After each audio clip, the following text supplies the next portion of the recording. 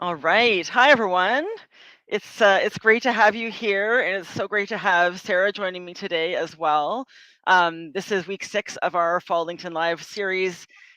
We're joining you every Wednesday and chatting about various topics relevant to nonprofit organizations and charities in Canada, and making some connections between the work that the various experts do.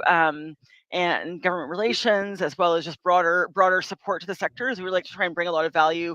So I'm really excited to have Sara here today as well for that reason. I'll just very briefly introduce myself. So my name is Jessie. My pronouns are she, her. I'm based in Toronto. And I started my firm just over 2 years ago now. I focus on empowering the nonprofit sector to be more effective in their work with government, whether that's funding work or advocacy work, having more influence over government, and helping, even smaller organizations, which I think is one of the things we're going to touch on a bit today as well, um, leverage the resources they have internally to be really effective in their work. Um, and so this is part of a series that I've been having, and I'm really thrilled to be joined by Sara today from Charity Shift, who is an amazing experienced fundraiser, executive director, and also fundraising consultant. And we're going to exchange some ideas on kind of aspects of our work that we have in common, a bit on kind of state of the sector kind of reflections, and then also Sara's going to tell us about a very exciting new tool that she's going to be launching, or is launching actually, which I think is going to be fantastic for many organizations across Canada. So Sara, over to you. Great. Thank you so much. Welcome, everyone. Thank you for joining us today. My name's Sara. My pronouns are she, her. I'm based in Toronto, but excuse me, but I actually used to live in Vancouver. So I've been working in the nonprofit sector about 15 years, which feels like a really long time when I actually say that number out loud. But I've been doing fundraising consulting for the last 3.5 years.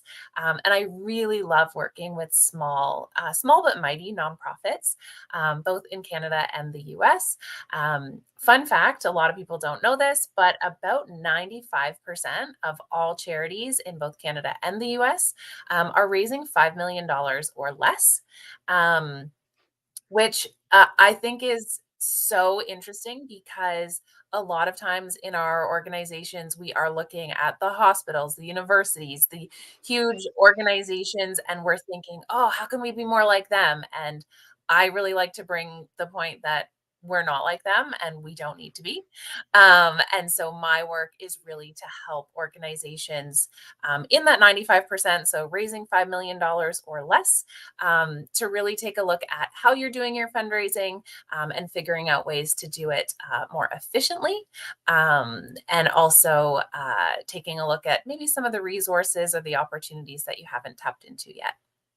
Oh, I love that perspective and that statistic that you're citing as well, Sara. And I think it's true that, I mean, we work in a big sector, Mhm. and there's a lot of different systems and tips and tools that have been designed, that maybe are a lot more relevant for some of the bigger organizations that have Mhm. resources, that have a high end, CRM system set up, for example, or other kinds of access to other kinds of resources, big communications budgets, et cetera, et cetera.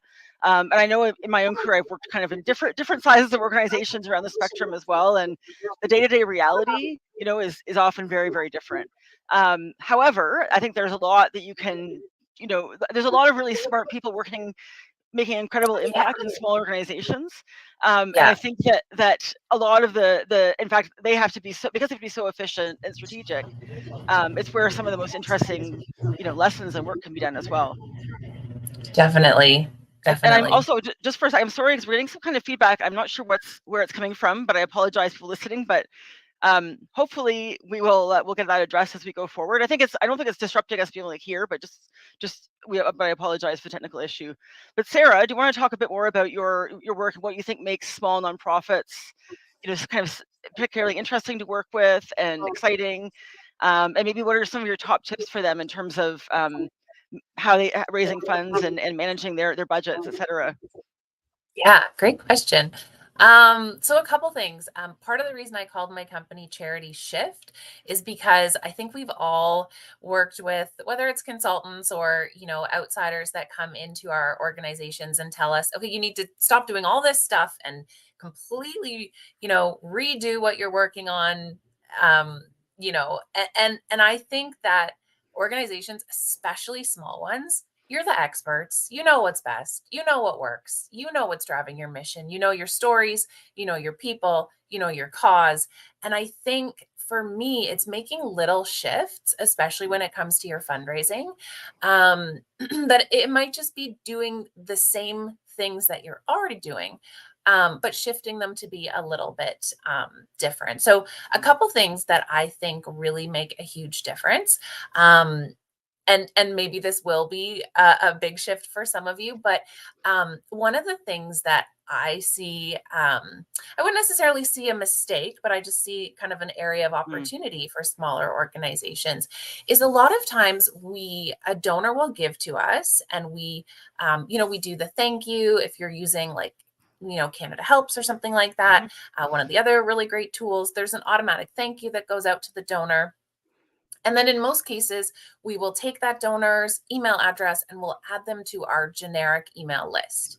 And I say generic because usually it's quite general, right? It might have your volunteers, it might have your board members, depending on your organization. It might have parents or family members or service Yeah. users, participants, clients, whatever it happens to be. They're all on the same list. Um, and so what happens is we're just kind of like giving all the information to all the people.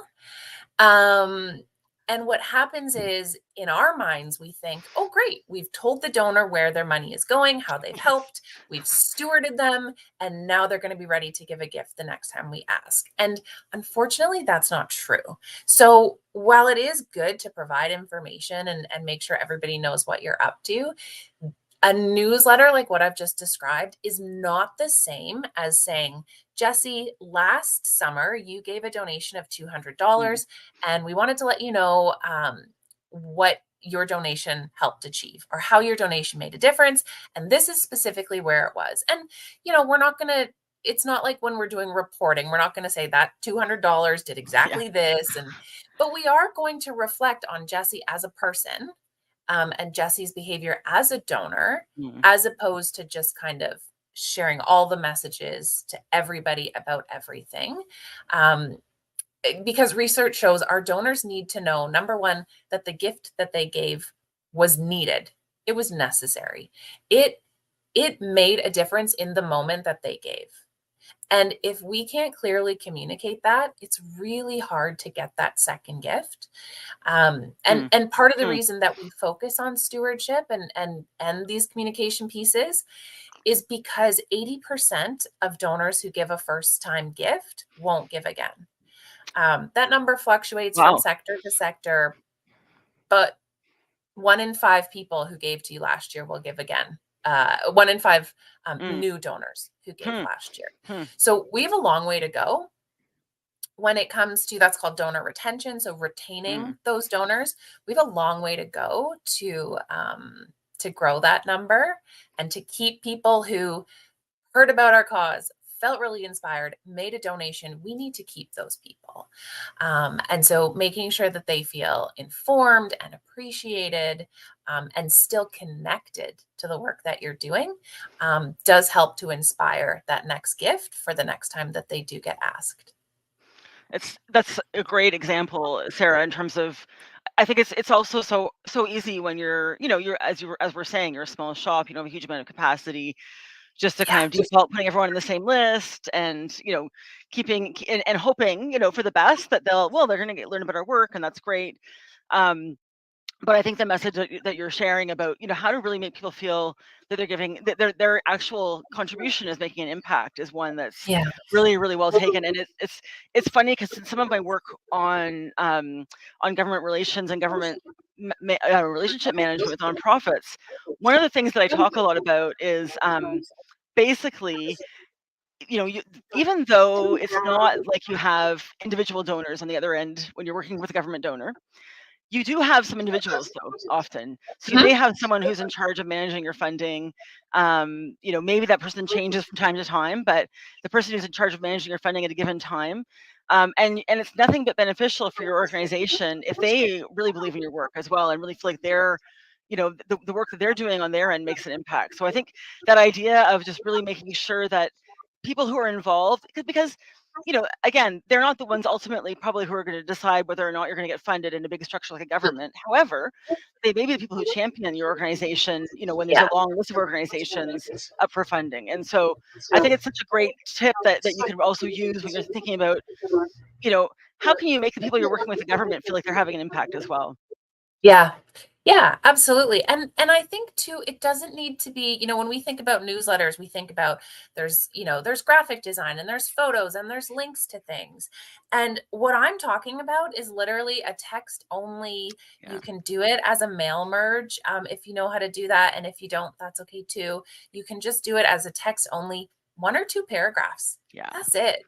That's it to say, just wanted to let you know this new thing happened, or I just wanted to, it's been 60 days since you made a donation. I just wanted to let you know what your donation has helped achieve. It doesn't have to be complicated, and it can be done at scale. That's the other thing. Yep. I don't think it's reasonable to ask people, oh, do 100 personalized emails as a small Yeah. organization. Absolutely not. But if you can do it as mail merge with a text only email, which is pretty easy to do, Hmm. um, Yeah. you can have that impact in with a relatively small amount of time, and also really no cost besides obviously the cost of the staff person who's making that all happen.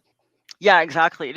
One of those ones where you don't need to have any kind of expensive system set up in order to make that work, right? Exactly. Because it works within Exactly. your existing system. So, thinking about, as we're saying, we're working with organizations who, in many cases, have limited resources, limited human resources, time, sometimes financial resources. Where would you suggest that kind of between now and the end of the year, say they would prioritize their time, and what should they focus on? And I know it's hard to be general, but if Mhm. just for give us some examples of what you would recommend to organizations in that position. Yeah, I mean, I think most organizations, in terms of individual donors, people give the last 60 days of the year. They give even Yeah, more, yeah. specifically the last 3 days of the year. Mm, And so I think being prepared for that. yeah. Um, I think there are some, I don't want to say best practices, but there's some really interesting research that was done by a company called Neon One. Hmm. I don't have the name of the report, but I can follow up with that. But they did some really in-depth research on organizations in Canada and the US, specifically around their year-end fundraising campaign and their Giving Tuesday campaigns. Oh yeah. Um, to figure out what worked best. And so what I love about that is rather than trying to guess or, trying to put things together, you can just take a look at their report. One of the things in it that really stood out to me, they talked about the top performing subject lines and the worst performing.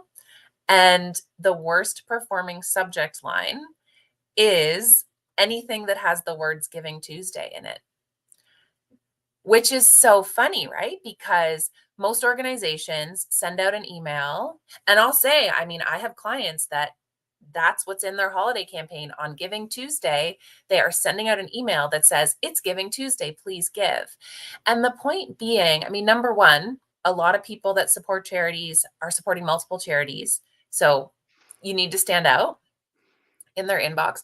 But number two, and I think that this is more of a broader um, fundraising tip just in Mm, general, is that people don't give because it's a specific day. And people don't give because you've said, we need to raise $30,000 in our year end campaign. People give because they see value in what mm, your mission is helping accomplish. So if you're asking people to help you raise $30,000 because you want to be able to provide after school programs for all the kids on your wait mhm. list, that is an inspiring ask, right? Not $30,000 because that's what's on our budget for this year, right? And I think we forget that, right? We're so in our heads of, well, it's Giving Tuesday and people are generous that day, so let's remind them it's Giving Tuesday. And to be honest, people don't really need to be reminded. I would also suggest, I mean, we're recording this today, October 18th, so we're Yeah. still, 5 weeks before Giving Tuesday. Send at least 2 emails before Giving Tuesday that Interesting. don't ask your donors to do anything, that are offering value or telling a story. And that's going to help your organization stand out amongst all the noise of the year-end asks that are coming out. Mhm. And people are going to remember. So, as an example, one of the things I did with an environmental charity a couple of years ago for their spring campaign, it's an environmental charity, but they're really focused around kids and young people. Oh, nice. And so we sent out, prior to the campaign, we sent out an email that here are 10 fun hikes or walks to do in nature in your community. And we just listed it. And that was it. There was no ask. It wasn't about fundraising. It was just like, here you go, Jesse. Like, here's a fun thing for you. And we tested that against other campaigns where we didn't offer anything. We just launched the campaign and said, we need to raise X number of dollars. And it really did make a difference by offering something. It helps you stand out. It also, there is something that happens psychologically where we do feel reciprocal Yes. connection of like, oh yeah, that charity gave me that thing. That was really great. I guess I could support them. And so it does kind of trigger that in a way as well. It's just a good thing to do. And I wouldn't say, again, don't spend a ton of time on it. Try and think of something that would be valuable for your audience. And it's not a fit for every organization. Certainly some missions, there isn't going to be anything that's going to be a fit. And that's okay too.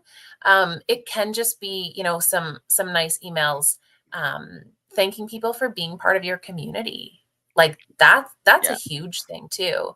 Or it could be, oh, we saw this YouTube video that someone created. We thought it might be relevant to you. We saw this resource, thought it might be relevant to you. Like really just offering value in one way or another. And that's it. There's no ask. But it's really just kind of like reminding people that you're there and offering something for them. I love that. And I think it really reminds me as well, again, very different context, but when you're thinking about how you want to try and maintain a relationship with government officials, there's usually a couple of different things I talk about. One of which is to try and minimize any headaches that you're creating, which is kind of maybe a bit more particular to government. But I think in general, the point you're making about adding value, just because, right, is so well taken. And again, it's not always necessarily easy if you have lots of relationships, but I think for the kinds of things you're suggesting they don't take a lot of extra time and effort.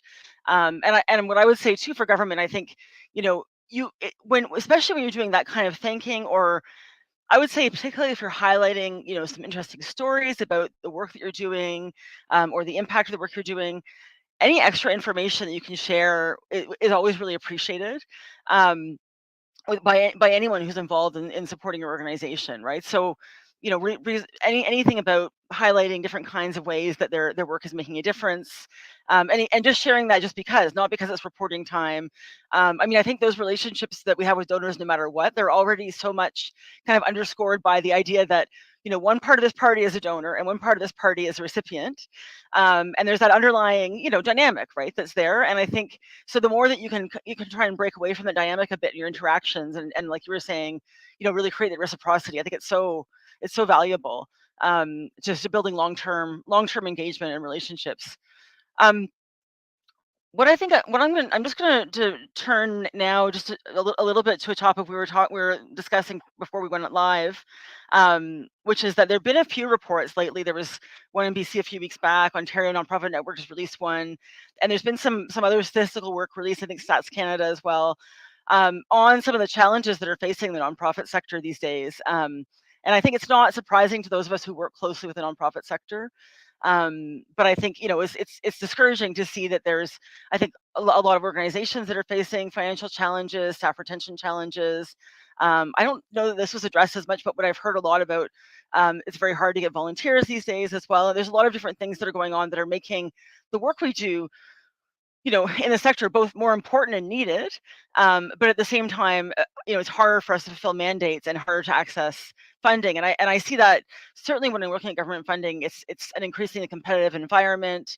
The amount of money that's available is not as big necessarily, or there's at least a lot more organizations going for it. And so that's one of the things that we talk about a lot is, well, in the context of that environment, how can you really focus on ensuring your organization is successful, and your mission is accomplished, right? Which is ultimately what we're here, to do.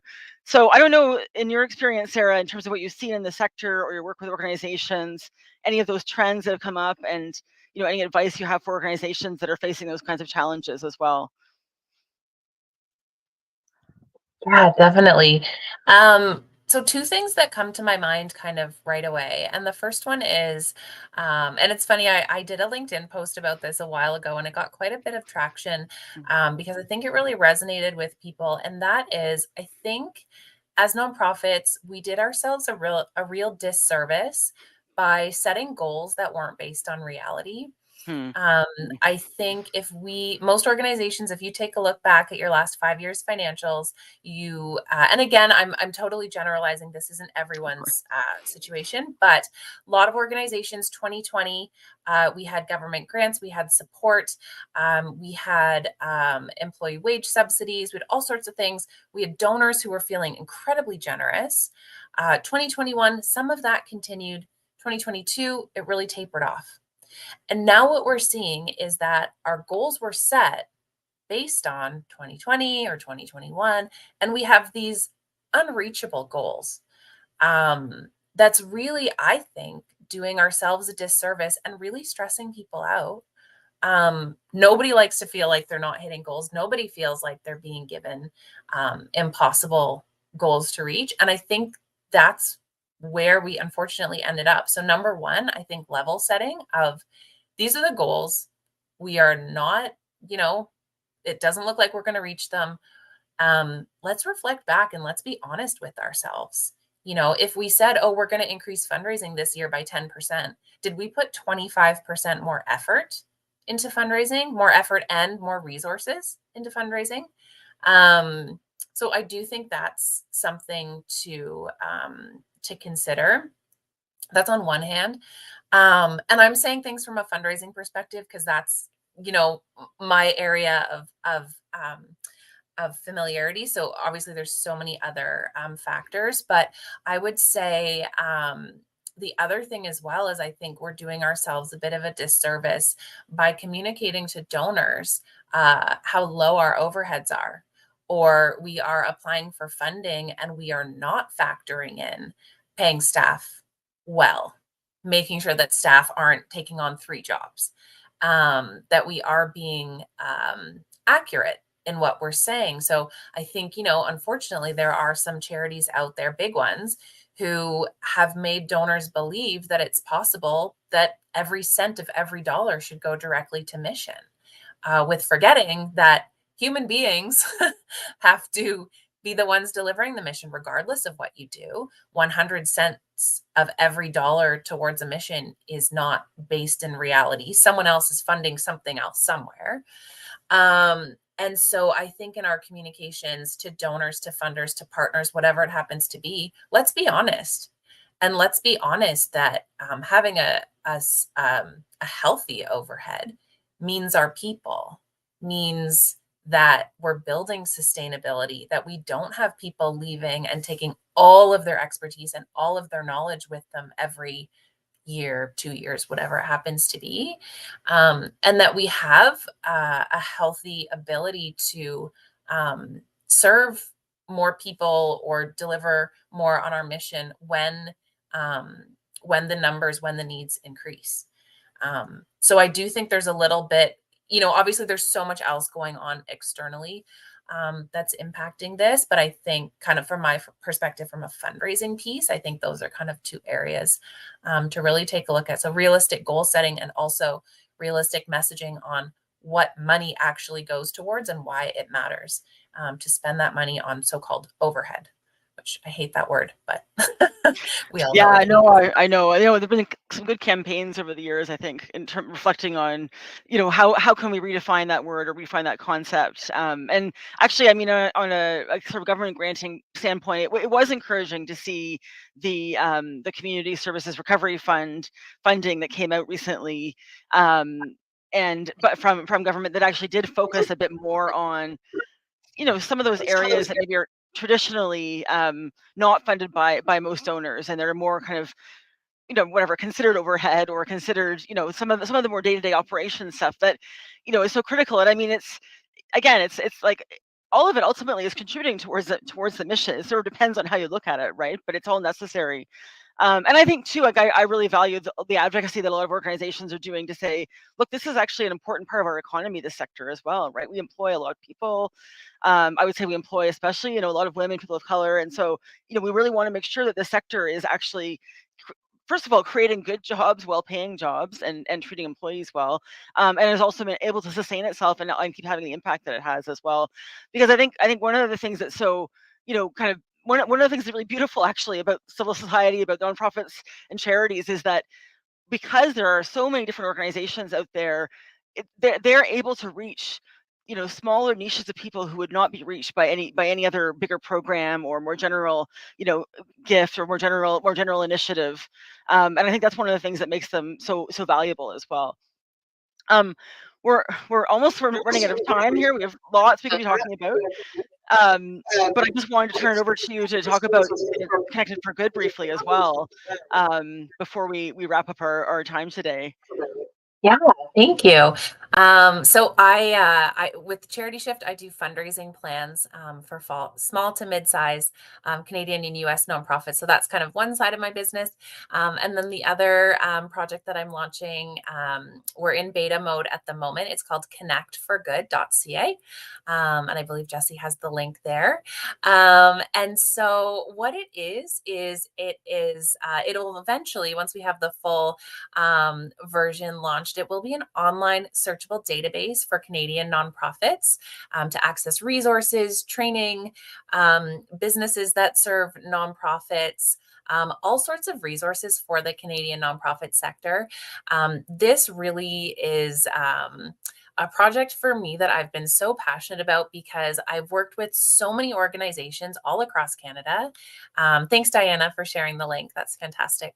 I've worked with so many different organizations, and what I realize is the access to information and resources is so different based on where people live, who they're connected to, the knowledge that they happen to have. And in Canada, we don't have a cohesive space to access all of that information. So that was really my motivation to create all of that. So it's been a slow process, to be honest, but working on it, and hopefully to be fully launched in Q1 of 2024. I do have an email list for it for anyone that would like to sign up. So it's connectforgood.ca. And we'll be doing a little launch party in Vancouver next month. And then one in Toronto, hopefully early Q1 as well. So yeah, thanks for letting me share that project there, Jesse. Oh, I'm really excited about it, honestly. I think Thanks. it has a lot of potential, and I think it's really. I think you're absolutely right that I would say that, one of the challenges our sector faces is that there's a lot of great knowledge that's housed within individuals, and it's really hard to access, and it's very uneven access, right? Like some organizations, maybe that they have people who've been working there for 10 plus years and really, know the area that they work on, or really experts in that area, but they can, first of all, they can leave. Second of all, not every organization has that kind of longevity or that kind of access to expertise, or can afford to bring in, external experts when they need them as well. And it's actually one of the things that's been really driving us in terms of creating training as well. Similarly, we offer more and more, so we're offering training courses focusing on helping people navigate the information that's out there, but very hard to find on government, right? And because it's not that it's not there. Often there's a lot of great public information, but knowing where to look, knowing when to look, can be very, very difficult. And so that's what we've been doing with we've had a course this past summer and fall, looking at how to really leverage federal funding and when is the right time to engage. And we're just about to launch another course on Global Affairs Canada specifically as well, because that's also a very challenging environment these days, and how to some tips for navigating that environment and making your organization, stand out in a good way. So I think the more that we can do as a sector and as consultants to share this kind of information more broadly, the better. And then, I mean, one of the reasons I want to have this series of lives as well. So thank you so much, Sara, for being here today and being part of this discussion and sharing about your resources and knowledge. If people want to know more about your work, where should they go to look for you? Yeah, great question. So CharityShift.ca is for the fundraising consulting that I do, and then ConnectForGood.ca is for the online resources for Canadian nonprofits. Awesome. Well, thanks again, and thanks everyone for joining us. And we'll look forward to. Feel free to send us questions your way as well, and we'll look forward to joining all of you again next week. Have a great afternoon. Thanks. Bye. Bye.